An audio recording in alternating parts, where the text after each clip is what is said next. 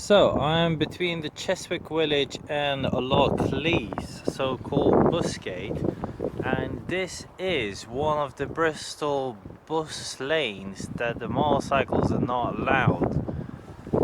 If you're gonna ride in the bus lane unaware of this, just like I did, you're gonna have a £35 fine, and £35 is only if you pay straight away. It's actually £70 fine. But as you see, this road looks a perfect road when you're trying to cut the corners. It's very wide, it's very nice to ride, and to be fair, this would be an amazing journey for, well, motorcyclists like myself to essentially to avoid to go in the congestion of M32. So why this lane is not allowed, I don't really know.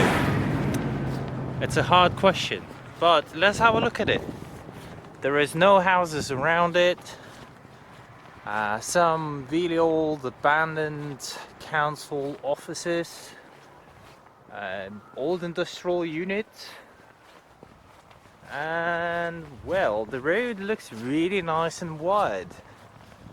So why does Bristol Council allows it for motorcyclists and taxis to get into most of the bus lanes, but not some? That is a very good question.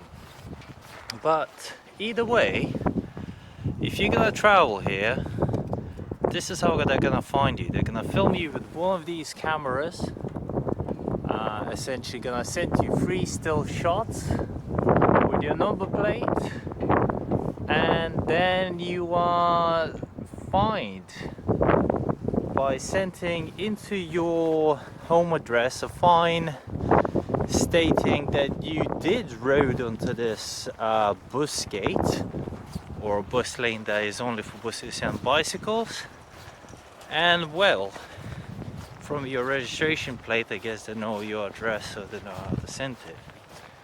But one more time, why? I mean, it's a perfect road to connect 2 areas together, and then council keeps it separate. Really?